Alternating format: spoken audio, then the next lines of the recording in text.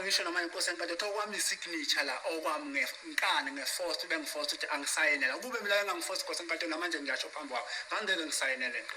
And my Lord, all that happened from me, it's for me to sign. If I was not forced to sign, I was not going to sign, my Lord. Okay. Seeing the truth, what else was done to you? Uthe ufakwe uplastiki wachupiwa yini enye into ebakwenze yona? Inkosi enkantolo ngathi mangifaka uplastic la bengibambe ngapha ngizama ukuphunyuka ngede bayangibamba straight bangipressa so. My Lord, as they have put a plastic on me and they have grabbed me with my hands, I was trying to get off the grip. Ingakho nina ngikala mangingena lapha eboxing ngitshela inkosi enkantolo lento eyenzeka kimi angimfisele omunye umuntu ibhlungu manje enhlizweni yami. And my Lord, that is why even when I started testifying, I said what happened to me, I would not wish that it happened to anyone. That thing is painful. Ingakho nje ngakhipha namagama ukuthi uNkulunkulu ababusise. And that is why I even uttered the words that may God bless them. Okay. Hey Tada, we are back with another video. The page, it is called South African Late News. The Sanzomia case will resume on the 22nd of September or the 20th. I don't remember, just there around there. But what I would say is I'm glad that Judge Ratta dismissed the Section 174 discharge application that was made by accused number 4. Now the defense is in the position to know what is on Ratta's mind. Ratta has shown its true colors, and that can be used against him when the defense goes for an appeal. Advocate Mnisi and others now know that Ratta, how he views the evidence that was brought before court. Ratta has exposed himself for not following the case properly. He presented evidence that was never brought by the state. For instance, when he was announcing the judgment on Section 174 discharge, he said, the evidence before court is that 5 men entered the house as the intruders. 5 men entered the house. That was Ratta's words. But that's a white lie, because Baloyi and his witnesses said there were only 2 intruders in the house that demanded cell phone and money. Baloyi and Keninda alleged that it was Bogantanzi and Gadla Mncube that entered the house, nobody else. So ukuthi Ratta labo 5 ubavusaphi kwaziyena lokho asikwazi thina ngoba because uKeninda akushongo lo enkantolo, but ke siyaqhubeka. So uthi bawo 5 angazi, based on the state evidence. Maphisa, Busibiya were standing outside as lookouts. Untanzi and Gadla are the one that entered the house. Then Keninda told us that Ufiso Ntuli was standing outside as a getaway driver. So what 5 endlini ayikho lonto leyo. So Ratta also relied on the confession as one of the strong evidence against accused number 4. But legally speaking, a confession cannot be used against anyone else except the confessor. So Maphisa never confessed. So that confession cannot be used against Maphisa because Maphisa never confessed. The confession can only be used against Wantanzi and Musibiya because those are the only ones that confessed. That is in terms of Section 217 of the Criminal Procedure Act 51 of 1977. Umthetho ophansi leyo ukuthi i-confession isebenza against umuntu oconfessile, ayabanye. So ufakazi le-Ratta has totally confused the evidence, and the defense must use that as one of the grounds when they go for an appeal in the Supreme Court of Appeal in Bloemfontein. We already know that Judge Ratta will find all 5 accused guilty of shooting Sanzomeiwa. That is a fact. Judge Ratta has made up his mind before the accused have taken the stand in their defense. And that is highly irregular because a judge is supposed to listen to both sides and thereafter come up to a conclusion. But he only listened to the state and he is now sure that the 5 are guilty. That is Ratta's opinion. He even said it has been proven beyond reasonable doubt that the gun that is before court is the same gun that shot Senzo Meyiwe. However, he did not take into account that the gun was found on an open bag when Mangena booked it out for testing. Mangena told the court that the gun was not sealed, which is highly irregular because a barrel of a gun could have been changed so that someone else could be implicated. So a gun was lying there in what do you call this place here? Where they took it from Mchali. I think it was in Cleveland because it was kept there because it was taken from Ukadla Mncube under the Cleveland case. But in Cleveland, that gun was kept on an unsealed bag, which is highly irregular. So how did he arrive at 10 ukuthi this gun is been proven beyond reasonable doubt with the same gun? I think that's too early for Rata to say that because the state is still going to bring their expect. Their ballistic expect, it's Dave, the one that was wearing a leather jacket that was brown in color. Yes, yeah. So up until Dave comes to court, I think Rata should have waited before concluding that it's the same gun. Let us not forget ukuthi Inhlavu or the bullet jacket also was only found on the following day after Senzo was shot.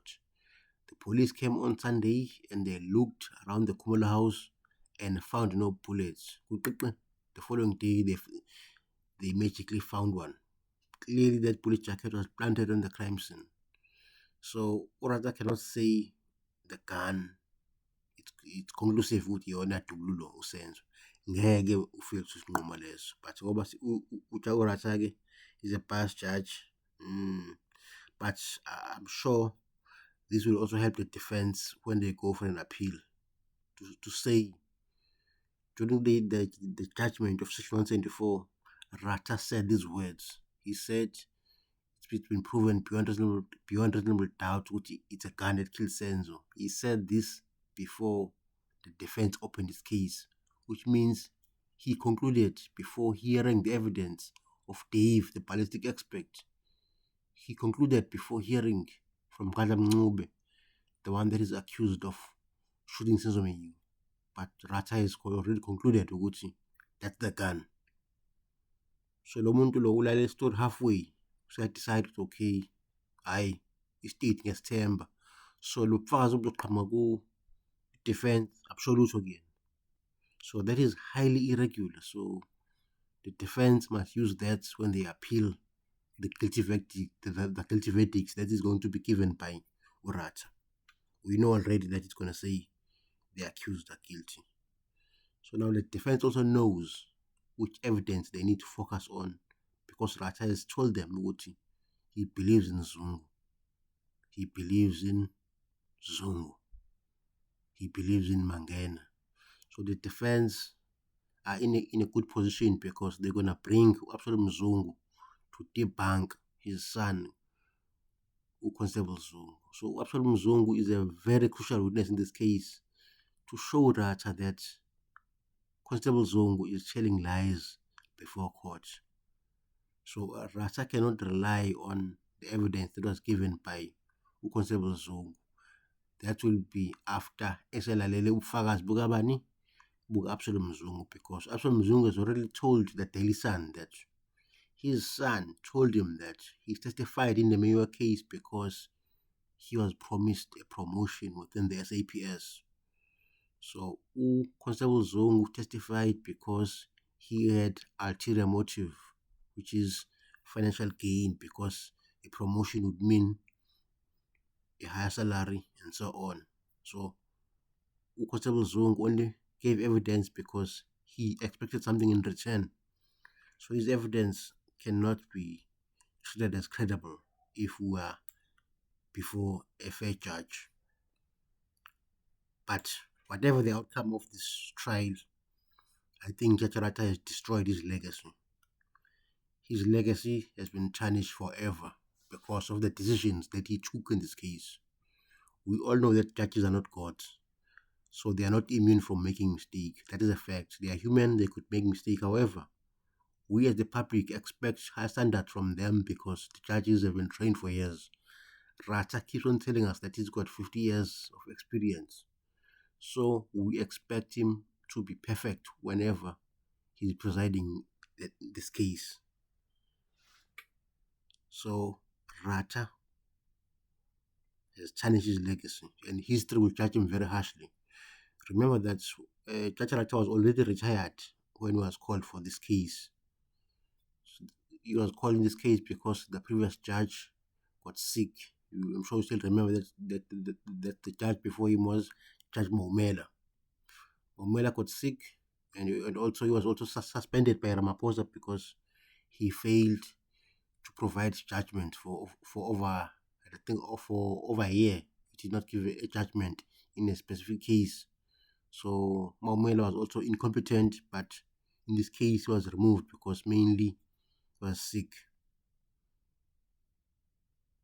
So Rata came in there, wasuka retirement, ehleli kahle ekhaya egada abazukulu. But okay, I'll take this case. He should not have done that because now his legacy will be tarnished. His legacy will be tarnished. He'll be forever remembered for the mistakes that he made in the Mayor case. Once he reflects on the past events, he will realize that he made a mistake in the Mayor case because the judges in the Supreme Court of Appeal are going to be harsh on him. They're going to expose him that he handled the Mayor case very badly. And it's not going to be a good day for Rata. The biggest mistake in this case was obviously to provisionally accept the confession. When I started this video, I played a clip by Mohandanzi where he said, where he was telling the court that he only signed that confession because he wanted to save his life. He was being choked and being abused. But Rata refused to listen to that. Instead, he listened to the lies that were given by the likes of Mohale, Geninda, and Jonathan. Rata never listened to Ntanzi because clear you can hear from his voice that this man is telling the truth. Ntanzi was indeed abused. So the biggest mistake of Rata was to accept that confession because that confession has huge consequences in this case. The confession means that accused number 1 and 2 will be found guilty because once you confess, the court accept that as you as saying I did it. So Ntanzi and Sibiya do not stand a chance after Rata accepted that confession. That's the first thing. So I think it was a mistake to accept that confession without listening to more evidence. It is said that he accepted that confession. And once he announced the guilty verdict, the defense will immediately appeal his decision. And I think the Supreme Court of Appeal in Bloemfontein will listen. There will be 5 judges that sit in that appeal. And Rata will be exposed for making those mistakes. He often speaks very highly of his 50 years of experience, but he lacks emotional intelligence. He sometimes just speaks without thinking of what will be the outcome of what he has uttered in court. Before he accepted those confessions, he should have asked himself 2 simple questions. The first one would be, why was the confession of Musibiya taken in the early hours of the morning? It was taken after midnight. The reason why the confession was taken after midnight is because the police were busy torturing Musibiya all night long. That's why they got the confessions in the morning. Musibiya was refusing to confess from 6 p.m. up until the midnight. So clearly, he was being tortured all this time. Then in the morning, Musibiya gave up because he could see that if he doesn't confess, he's going to die. Rata should have realized that as a judge, there is an experience of over 50 years, but he failed to do so. We saw in the inspection in loco how Musibia was abused in the golden spot. If the confession was done voluntarily, it was not going to be done in the hours of the morning. It was going to be done during the normal working hours between 8 to 6 p.m. That's the much more reasonable time of making a confession, but this one was done in the morning. So why was the statement rushed? Why couldn't the police wait till the following morning to take the confession? They knew that Musibia might change his mind, so it was very important for the police to force him to make the confession at that time after midnight. So as a judge, so with so much experience, you could easily see that something is very wrong with this confession, but this judge did not do so. And then the second question that that Rata should have asked himself, Wuti, why was the need for Bwandanzi to make the second confession? That is a very important question as a judge that you should ask yourself. But the answer is simple.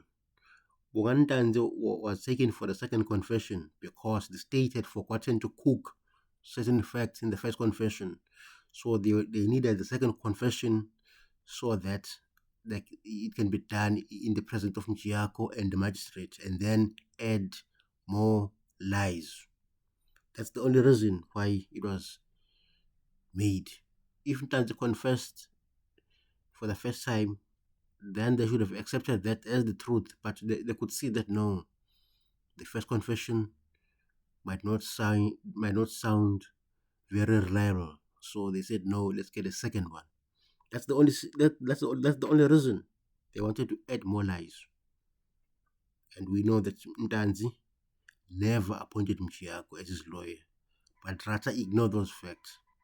Mchiako has no appointment letter from Ntanzi. Secondly, Mchiako, there are no prison records where it shows ukuthi wafika la ejele wa consulta with Ntanzi. So clearly Mchiako was not working in the best interest of Ntanzi. Mchiako was brought there to confuse Ntanzi so that they can get that fake confession, because that fake confession was there so that they can how can I say it was there so that they can mention everyone from accused number 1, 2, 3, 4, 5. So they needed that confession so that they can link all 5 guys, because they cannot link them via DNA, via witnesses, or via any other evidence. So the confession was the only thing that could link all 5 guys. That's why they had to make a second one for Ntanzi. And in the Section 174 judgment, you could hear that Judge Rata based some of his decision to dismiss it on that confession, even though the confession was not made by Mapisa. So clearly, when the defense goes on appeal, they must use that, because it is highly irregular. A confession must only be used against the person that's confessed. But look, I'm not saying Rata is a bad person and all that, but history will remember only his mistakes that he made in this case. All the good work that he may have done will be forgotten because he tarnished his image with this case. The way he addressed black lawyers and amnesty was a disgrace. You remember that on the 5th of June 2025, the chairperson of the Portfolio Committee on Justice and Constitutional Development, Mr. Xola Nqola, noted with grave concern the unfortunate remarks that were made by Judge Ratamo Kgwatleng in court. Remember, Rata said, "Is this how black lawyers behave?" That was the first time he insulted black lawyers. And then when Mnisi wanted to take a day off on Monday because he was going to be tired after running Comrade on Sunday, Rata said a white lawyer would not ask such a question, or would not make such a request, meaning that black lawyers are incompetent. That is why the chairperson in Parliament had to comment. So if Rata had failed to apologize, things could have been worse. Possibly he was going to be impeached like Judge Nkola Mutata. I'm sure you remember that judge. He drove into a wall while he was drunk. I think it was back in the early 2000. I think it was after 2010. And then he used racial slurs, not knowing that he was being recorded. So racial slurs could lead into trouble. So Rata also used racial slurs in court by saying black lawyers behave this way, meaning that they are inferior to white lawyers. So that comment by Rata, I think it is something that is always in his mind because he thinks black lawyers are not good. So history will judge him harshly on that because it's not something that you say in court.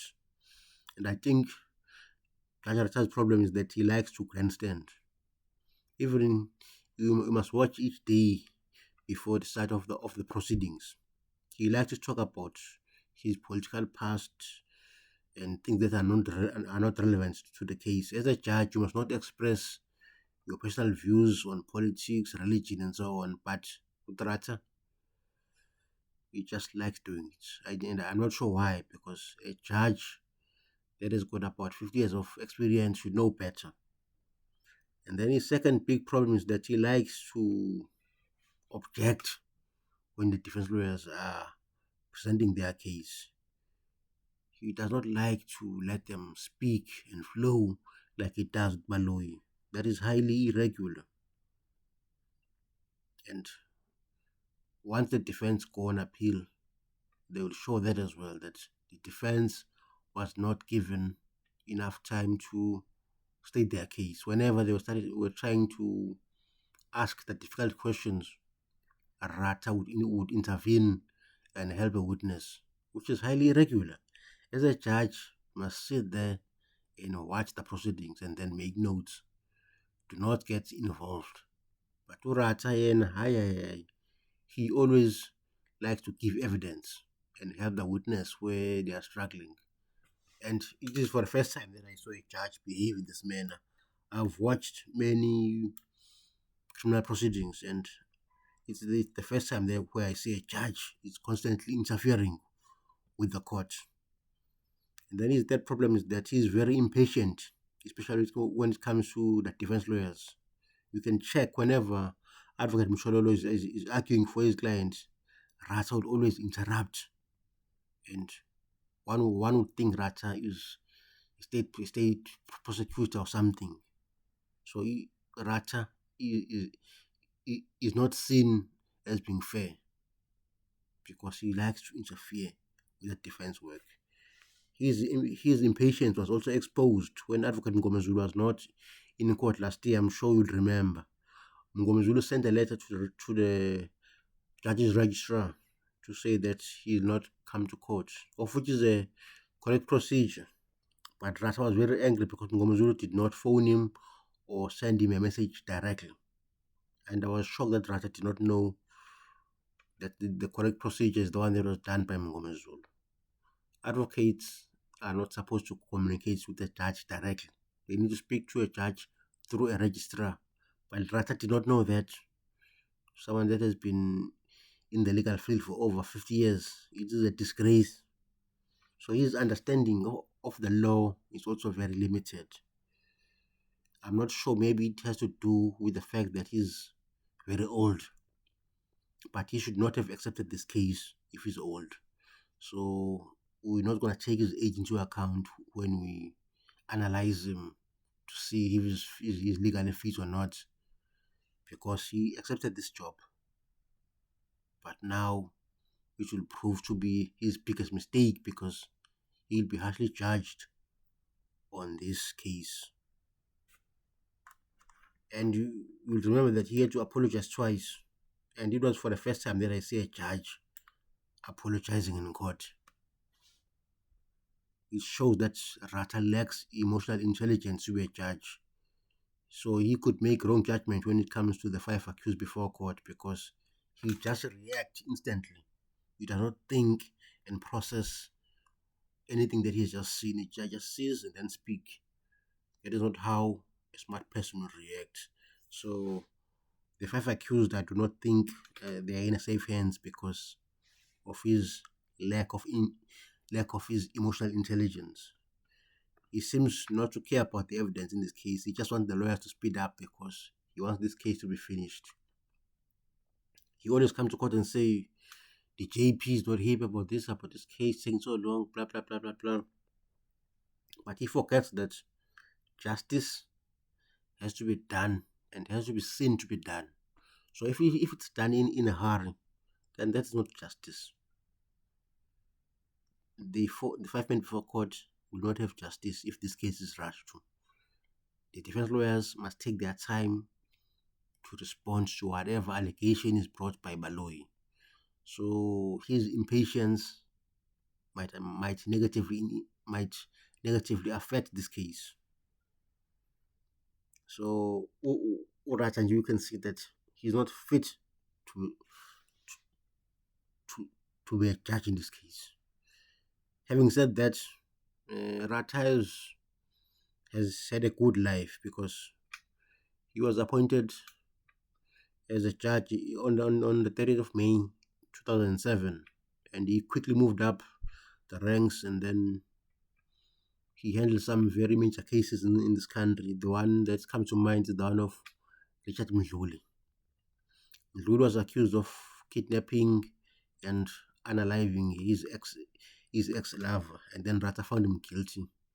That case dragged for long, but I do not believe that Mdluli was guilty because there was not much evidence at the time, because it took more than 10 years for Mdluli to be brought to court. So the witnesses that came before court were not convincing. However, Rata found Mdluli guilty and ignored certain facts. So it's not the first time that Rata is making the same mistake.